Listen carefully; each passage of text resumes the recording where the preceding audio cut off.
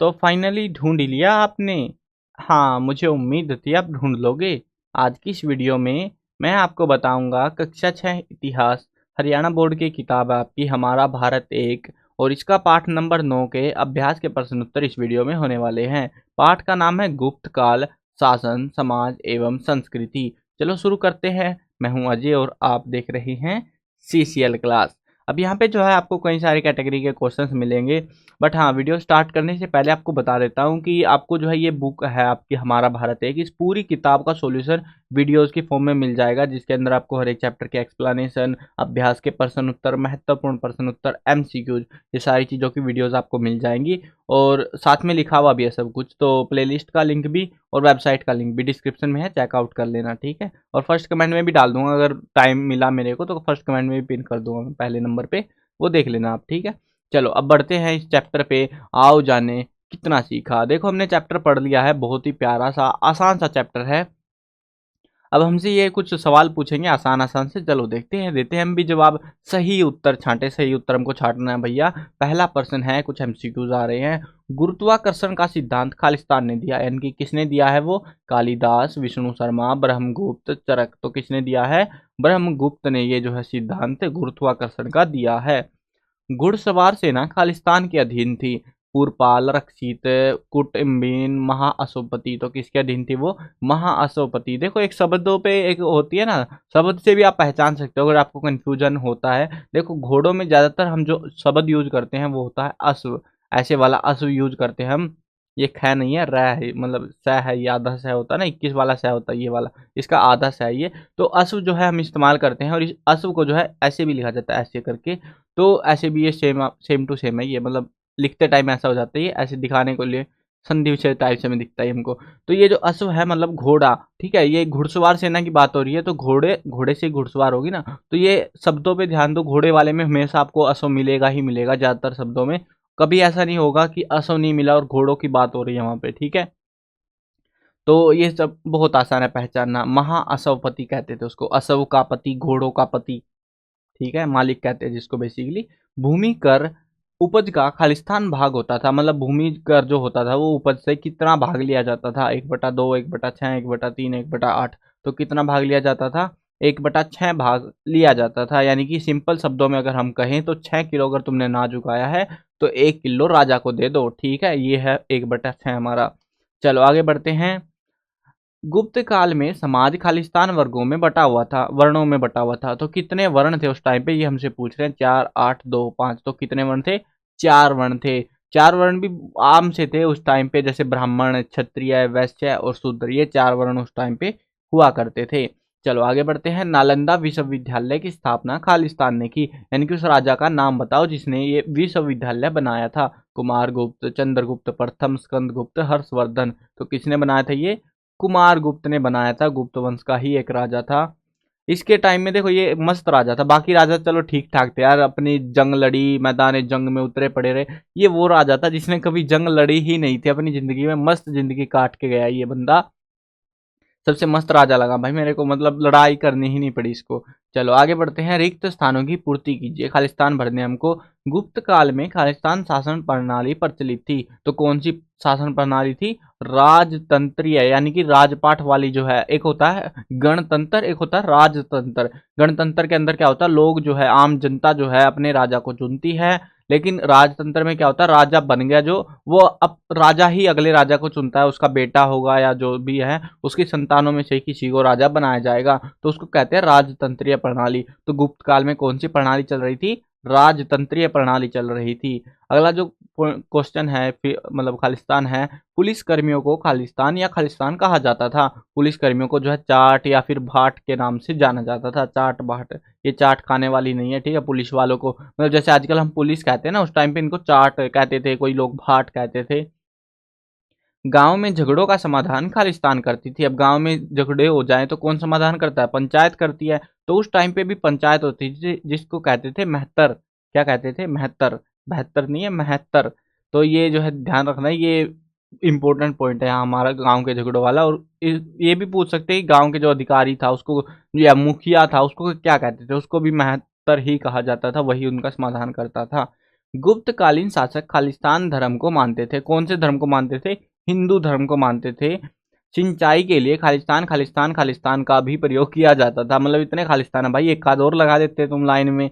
चलो देखो क्या क्या इस्तेमाल करते थे। अब आजकल क्या है, आजकल तो हम लोग ट्यूबवेल चलाया भैया, चलो पानी भर दो खेतों में, ठीक है। पहले के टाइम पे आप सोचो, आपके पास बिजली ही नहीं है। एक सिंपल बात सोचो, बिजली नहीं है तो आप पानी कैसे दोगे खेतों में? आप नदी से, नहरों से पानी दे दोगे, आपके आसपास कोई तालाब होगा उसमें से पानी ले आओगे, कुएं खुदवा लोगे, कुओं से पानी दे लोगे, झील होंगे आसपास में, झीलों से पानी दे लोगे। ऐसे ही चीजें जो है उस टाइम पे इस्तेमाल होती थी। इन्होंने 3 खालिस्तान दिए, 4 भी देते तो हम एक और लिख सकते थे यहाँ पे झील करके, ठीक है। तो कोई दिक्कत की बात नहीं थी हमारे लिए। चलो आगे बढ़ते हैं। उचित मिलान करने हैं। उचित मिलान का मतलब है तुक्के भिड़ाओ भाई, इधर से उधर, उधर से इधर। अब ये पहचानना कैसे, मतलब इनको पहचानना बहुत आसान होता है। देखो, पहरेदार, प्रांत, हाथी सेना, सुदर्शन झील, ग्रामपति। इधर की साइड है भुक्ति, रक्षित, सौराष्ट्र, महापीलपति, महत्तर। ठीक है। अब ये देखो, महत्तर याद आ रहा है तुमको? अभी थोड़ी देर पहले मैंने बताया था गांव के अधिकारी को महत्तर कहा जाता था ना, कहा बताया था ना मैंने आपको। तो ये वही है भाई, ग्रामपति को महत्तर कहते थे। चलो आगे बढ़ते हैं। पहरेदार, पहरेदार का हमको नहीं पता कौन सा है, ठीक है। हमको जो नहीं पता ना, हम आसान आसान करते चलेंगे। पहले प्रांत, प्रांत को क्या कहते थे उस टाइम पे? भुक्ति कहते थे, जो कि हमको याद है। सुदर्शन झील, अब ये सुदर्शन झील जो है सौराष्ट्र के उसमें बनी थी, वहां पे थी वो उस टाइम पे। हाथी सेना के अधिकारी को जो है महापीलपति कहते थे।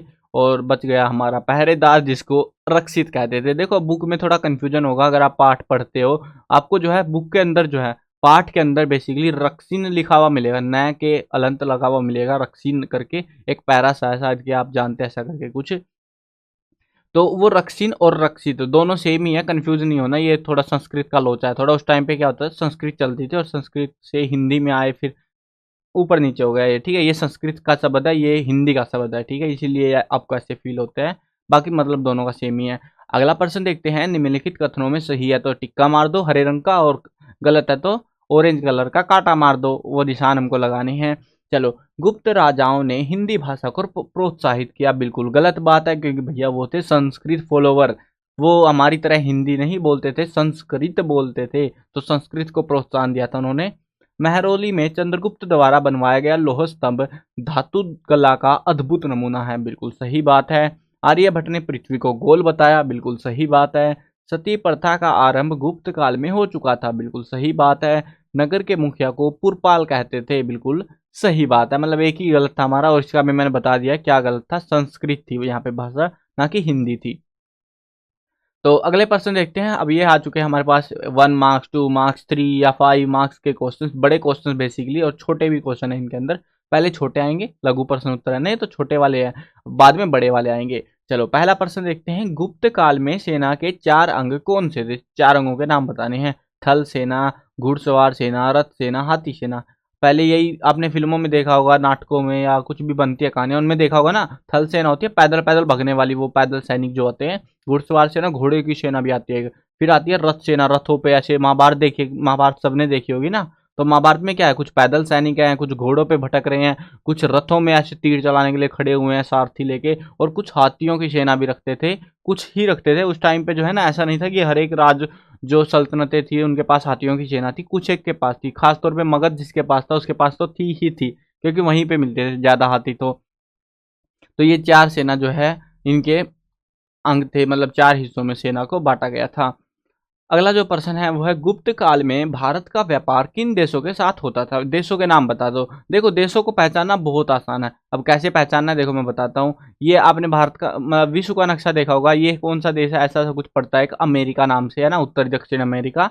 उसके बाद इधर वाला हिस्सा होता है काफी बड़ा सा, यहाँ पे अफ्रीका भी आ जाता है, यहाँ पे पूरा एशिया, यूरोप, ये महाद्वीप है कुछ करके, ऐसे सा पड़ता है ना।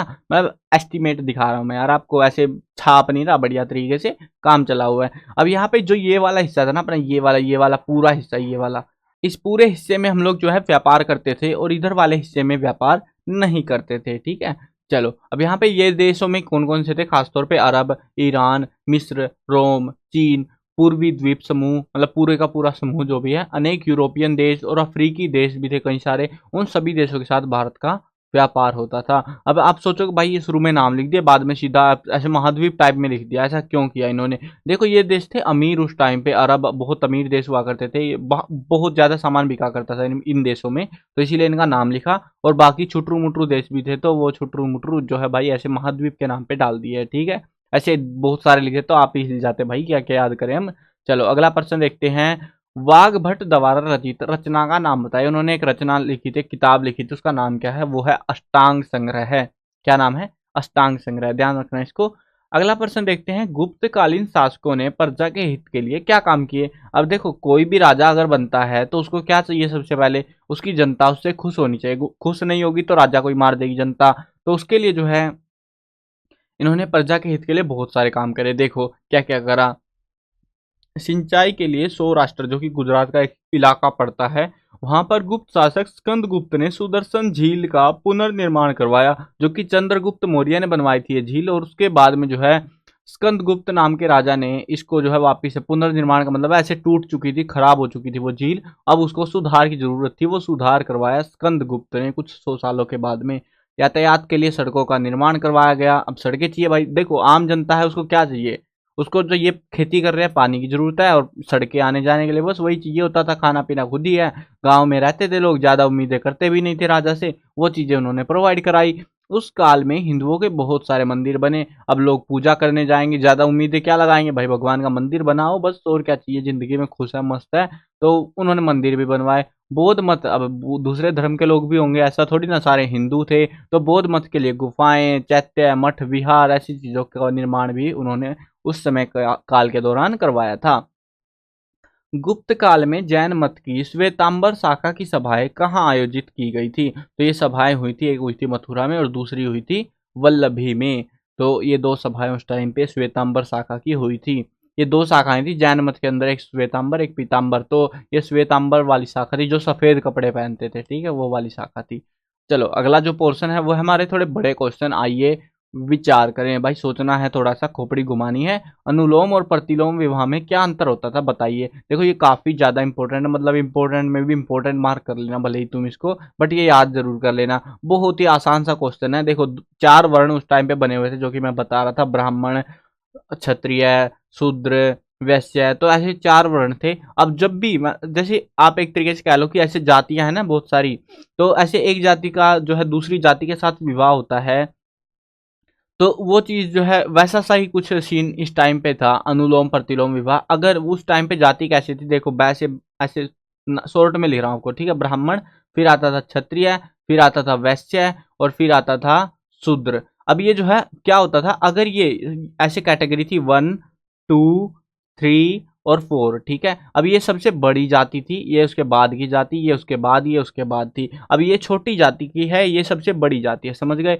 अब यहाँ पे उससे समझ में आएगा आपको कैसा मामला था। ऊंची जाति के लोग द्वारा निम्न जाति की स्त्री से विवाह को अनुलोम विवाह कहते थे। मतलब इसका लड़का है, इधर वालों का क्या है, लड़का है, और इधर वालों की लड़की है। अभी जरूरी नहीं है शूद्र की हो सकता है, वो क्षत्रिय की हो सकता है, वैश्य की हो, बट इधर वाले जो लड़का है उसकी जो जाति है, जो उसका जो वर्ण है वो बड़ा है उसके लड़की से, ठीक है। लड़की से ज्यादा बड़ा वर्ण है अगर लड़के का, तो उसको कहते थे अनुलोम विवाह। और अगर निम्न जाति, इसका जस्ट उल्टा है, ठीक है, इधर लड़का ले आओ, इधर लड़की ले आओ, बस वही है। निम्न जाति के व्यक्ति द्वारा उच्च जाति की स्त्री से विवाह को प्रतिलोम विवाह कहते थे, ठीक है ना। आसान है ना, समझ में तो आ गया, याद रख लेना अब इसको, ठीक है।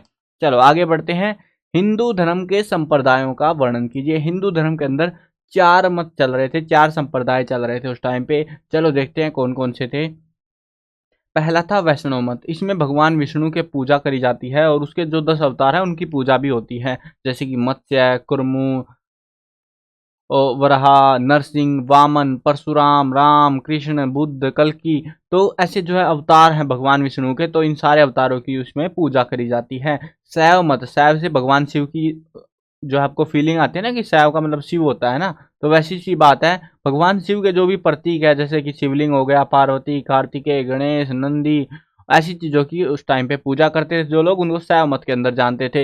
एक था सौर मत, जो भगवान सूर्य की पूजा करते थे, किसी और से कोई लेना देना नहीं है, सूर्य तुम ही हमारे कर्मदाता हो बस, और कोई हमारे किसी काम का नहीं है। अगला जो है वो है शाक्त मत। अब ये शाक्त मत में शक्ति के प्रतीक देवियों की पूजा करती थी, माताओं की पूजा होती थी, बहुत सारी माताएं हैं ना, वैष्णो माता हो गई, काली माता, ऐसे अलग अलग माताएं हैं, तो उन माताओं की देवियों की पूजा इसके अंदर, इस मत के अंदर करी जाती थी। ठीक है, ये 4 मत थे उस टाइम पे। अगला जो प्रश्न है, गुप्त काल की कौन कौन से देवी देवताओं की मूर्तियां मिली हैं, इस काल की मूर्ति कला की क्या विशेषताएं। काफी इंपॉर्टेंट क्वेश्चन होने वाला है, ध्यान रखना, इसको भी इंपॉर्टेंट मार्क कर लेना। इस काल में महात्मा बुद्ध, विष्णु, शिव और सूर्य आदि देवी देवताओं की मूर्तियां मिलती है। देखो फॉलो किसको करते थे, मतलब पूजा किस चीज की करते थे, आपको समझ तो आ गया। महात्मा बुद्ध तो उस समय चल रहा था, भगवान विष्णु की पूजा करते, भगवान शिव, सूर्य की पूजा करते, तो इन्हीं की मूर्तियां बनाएंगे लोग, और किसकी बनाएंगे, एलियंस की तो बनाने से रहे, तो इन्हीं की पूजा करते, इन्हीं की मूर्तियां वहां पे मिली हैं, जो कि पत्थर, धातु या मिट्टी से बनी हुई है। जनरली तो क्या मिला है हमको, पत्थरों से मूर्तियां मिली है, कुछ एक जगहों पे धातुओं की मिली है, मिट्टी से तो बच्चों के लिए खिलौने विलौने बना देते हैं ना, तो वैसी चीजें मिली हैं। मथुरा व अमरावती मूर्ति बनाने के उस समय के महत्वपूर्ण केंद्र थे। यह कला पूर्णतया भारतीय थी, यानी कि बाहरी जो संस्कृति थी उसका इसके ऊपर कोई प्रभाव हमें देखने को नहीं मिलता है। दूसरी विशेषता इसकी सरलता थी, बहुत ही आसान प्यारी सी मूर्तियां बना रखी थी। तीसरी विशेषता इनकी सुंदरता थी। सुंदरता है मतलब थी क्या, अब भी है ये। इनमें वस्त्रों को इतनी कुशलता से बनाया गया मूर्तियों के अंदर कि उनमें स्वाभाविक सौंदर्य और मनोहरता झलकती है, मतलब बहुत देखने में ऐसे मजा सा आ जाता है, उन मूर्तियों को देख के ही दिल खुश हो जाता है। तो ऐसी मूर्तियां उस टाइम पे बनाई गई थी। अगला प्रश्न देखते हैं, साहित्य के क्षेत्र में इस काल में बहुत उन्नति हुई, तर्क दीजिए भाई, साबित करो। देखो वैसे तो हमको पता है कि इसको स्वर्ण युग कहते थे ना, तो क्या क्या उन्नति हुई, लेकिन सब जगहों की नहीं पूछी, साहित्य का ही पूछे, खाली साहित्य के क्षेत्र में क्या हुआ तो आपको बताना है। गुप्त शासकों ने संस्कृत भाषा को प्रोत्साहित दिया, संस्कृत भाषा को पसंद करते थे ना वो लोग। तो साहित्य के क्षेत्र में कालिदास इस काल के महान साहित्यकार थे। उस काल में अन्य लेखक जैसे कि विशाखा दत्त, भारवी, शुद्रक, अमर सिंह, दंडिन भी थे। अब देखो इतने सारे नाम अगर आपको याद आते हैं, याद रख सकते हो तो रख लेना, नहीं तो ये वाली लाइन यहाँ से लेके और यहाँ तक भाई गायब कर लेना, ठीक है ना, अपने आप ही गायब कर देना, तो मेरी जरूरत नहीं पड़नी चाहिए उसमें।